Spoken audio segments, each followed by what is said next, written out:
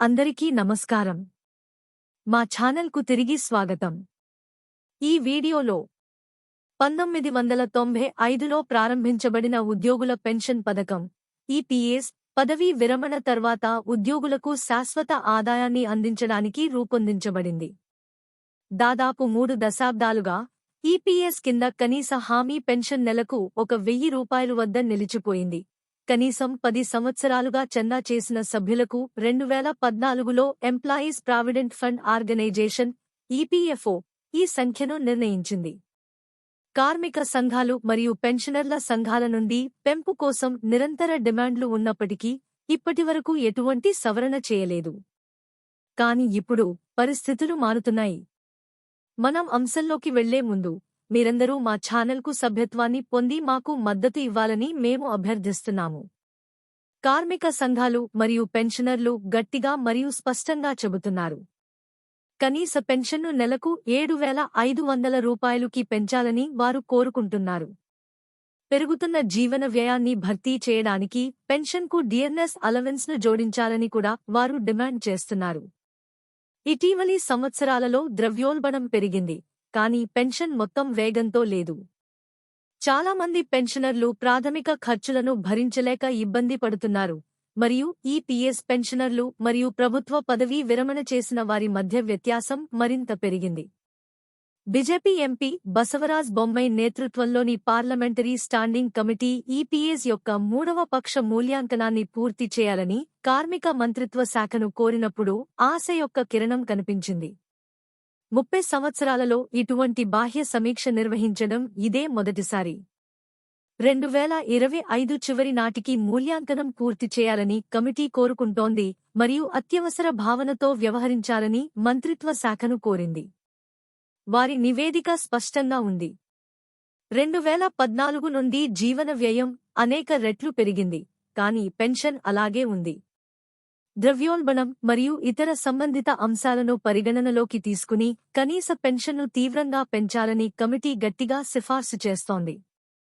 కనీస పెన్షన్ను ₹2,000కి పెంచే ప్రతిపాదనను 2020లో ఆర్థిక మంత్రిత్వ శాఖకు పంపామని, కానీ అది ఆమోదించబడలేదని కార్మిక మంత్రిత్వ శాఖ ప్యానెల్కు తెలియజేసింది.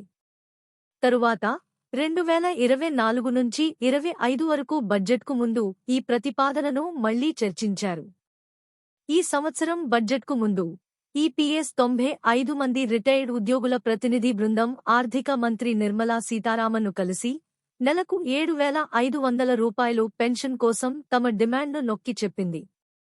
ప్రభుత్వం వారి డిమాండ్లను పరిశీలిస్తుందని ఆర్థిక మంత్రి వారికి హామీ ఇచ్చారు. ఈపీఎస్ 95 జాతీయ ఆందోళన కమిటీ చిన్న పెంపునకు సూచనలను విమర్శించింది.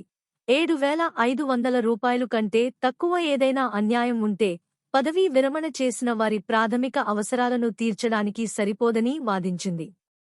36 లక్షలకు పైగా పెన్షనర్లు ఇప్పటికీ 2014లో నిర్ణయించిన ₹1,000 కనీస వేతనం కంటే తక్కువగా పొందుతున్నారు. ఈ పెంపు గడువు ముగియడమే కాకుండా మనుగడకు కూడా అవసరమని కమిటీ నొక్కి చెబుతోంది. ప్రభుత్వం ఇప్పుడు గణనీయమైన సవరణను పరిశీలిస్తోంది. కనీస ఈపీఎస్ పెన్షన్ నెలకు ₹7,500కి పెరగవచ్చని నివేదికలు సూచిస్తున్నాయి. ఇది 60 మిలియన్లకు పైగా ఉన్న మరియు భవిష్యత్తులో పదవీ విరమణ చేసిన వారికి ప్రయోజనం చేకూరుస్తుంది. ఈ ప్రతిపాదనలో ప్రభుత్వ సహకారంలో పెరుగుదల మరియు ద్రవ్యోల్బణ సూచికను ప్రవేశపెట్టడం వంటివి ఉన్నాయి. అయినప్పటికీ అధికారిక నోటిఫికేషన్ మరియు తుది వివరాలు ఇంకా వేచి ఉన్నాయి. అమలు చేస్తే ఈ పెంపు 2025 మధ్యకాలం నాటికి అమల్లోకి రావచ్చు. అర్హత కలిగిన పెన్షనర్లకు బకాయిలు ఉండవచ్చు. ఈపీఎస్ 95 పెన్షన్ అర్హత మారదు. అర్హత సాధించడానికి ఉద్యోగులు కనీసం 10 సంవత్సరాలు పనిచేసి 58 ఏళ్లు నిండి ఉండాలి. 50 ఏళ్ల వయస్సులో ముందస్తు పదవీ విరమణ చేయవచ్చు, తక్కువ ప్రయోజనాలతో. ఈ పథకం కుటుంబ పెన్షన్లు మరియు వైకల్య ప్రయోజనాలను కూడా అందిస్తుంది. సంక్షిప్తంగా, సంవత్సరాల స్తబ్దత తర్వాత ఈపీఎస్ చివరకు సమీక్షలో ఉంది. కనీస పెన్షన్ను ₹1,000 నుండి ₹7,500కి పెంచాలని ప్రభుత్వంపై యూనియన్లు, పెన్షనర్లు మరియు పార్లమెంటరీ ప్యానెల్ ఒత్తిడి ఉంది. జీవన వ్యయం పెరిగింది. పెన్షనర్లు ఇబ్బంది పడుతున్నారు. సమీక్ష జరుగుతోంది మరియు ఫలితం లక్షలాది మందికి చాలా కాలంగా ఎదురుచూస్తున్న ఉపశమనాన్ని తెస్తుంది. దేశవ్యాప్తంగా పెన్షనర్లు సమాధానం కోసం ఎదురు చూస్తున్నారు. ఈ వీడియో మీకు ఉపయోగకరంగా అనిపిస్తే దిగువ వ్యాఖ్యలలో మీ అభిప్రాయాలను వినడానికి మేము ఇష్టపడతాము.